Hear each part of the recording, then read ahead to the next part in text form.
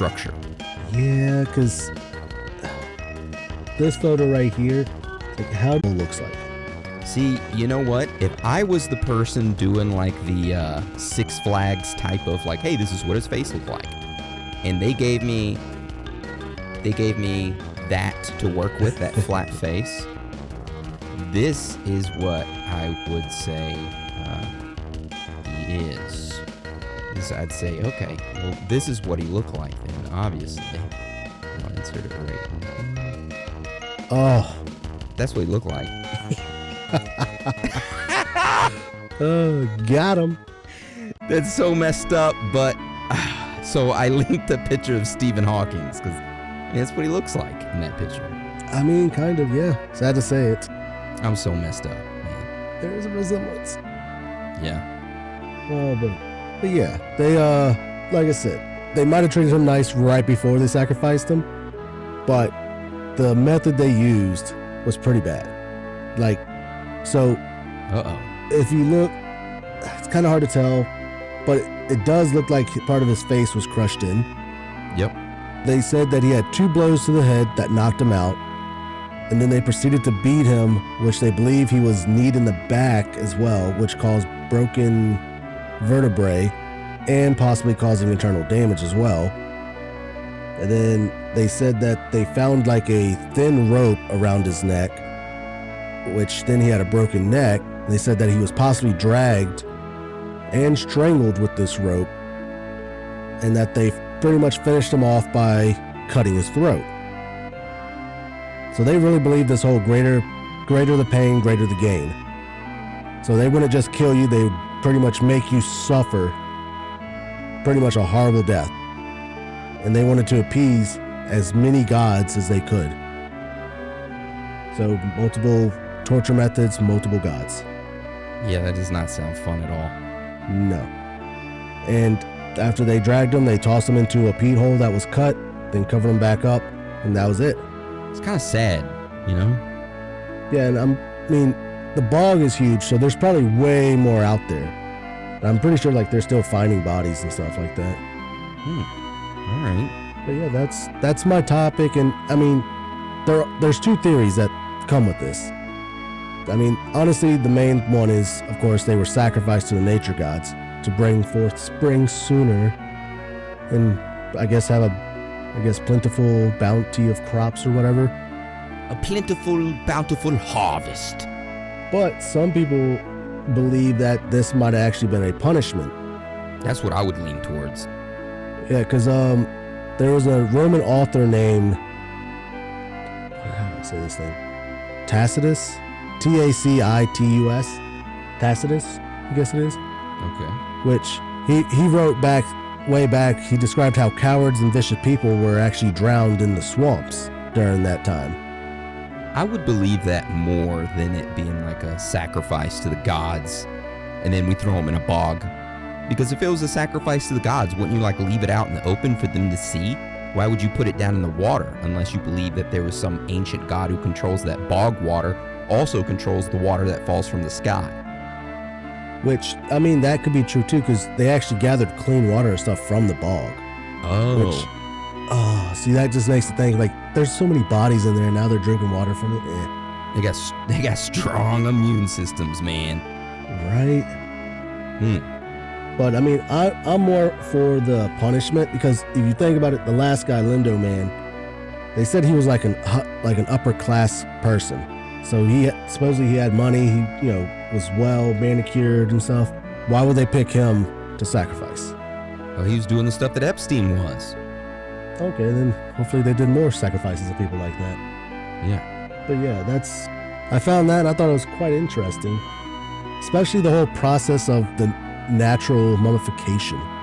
It intrigued me. All right, well, I know where people who are the Ed Gein type are going to go now to go look for bodies to wear. I mean, yeah. Well, thank you for your topic this week, Dan. You're welcome. All right. So I guess we transition to my topic for this week? Yeah. Okay.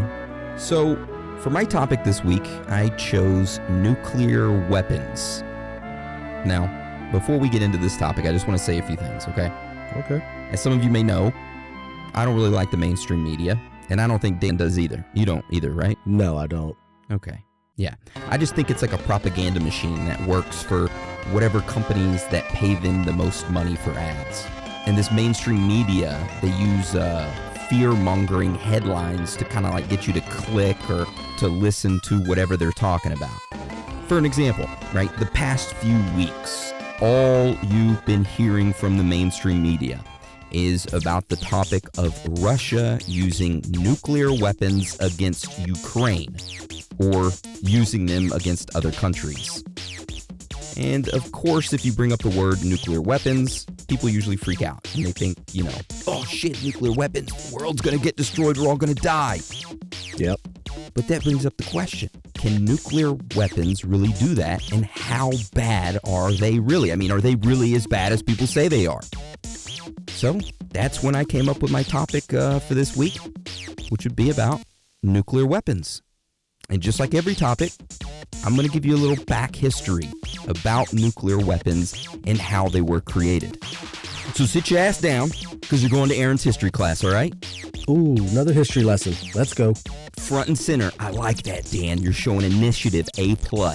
Okay, there's going to be a test at the end. There's going to be a test. So I hope you're ready. I'm good at taking tests. All right. So the creation of nuclear weapons all started way, way back in December of 1938. Now, at this point, I'm sure a lot of people that are listening to this are yelling at me and saying, "You're wrong, Aaron. It started with the Manhattan Project in the 40s. You're wrong." Well, yeah, nuclear weapons were designed during the Manhattan Project.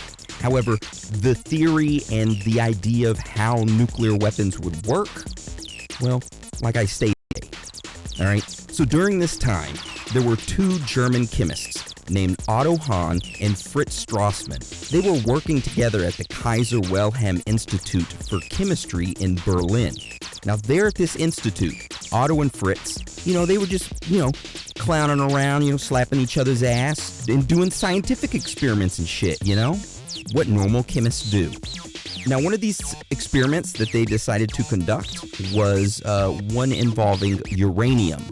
Now, they decided to bombard uranium with a whole bunch of slow neutrons. Now, it was during this time that they were conducting this experiment that they discovered that barium had been produced while they were bombarding uranium with slow neutrons. They were like, whoa, holy shit, we're on to something here. If we hit this uranium with slow neutrons, barium's created. Wow, that's amazing. However, they weren't really like 100% sure what was happening, right? All they knew was that, hey, if you do this, this, and this is created. But they had a few theories. So they decided to write a letter to their friend named Lisa Meitner, who was a physicist in Sweden. And they were like, hey, yo, Lisa, what's up, bitch? Hey, I got some shit I need to talk to you about. I need your opinion on some, experiments and shit we're conducting in the back. Like, why when we bombard this uranium with slow neutrons, were new elements being created? Why is that? So Lisa got the letter. She read it. She was like, holy shit. So she ended up running to her nephew, who was Otto Robert Freisch. It was like, hey, look at this letter I just got from these chemists down in Berlin. And they sat down, they lit up a joint, and they started to discuss theories as to what could be happening.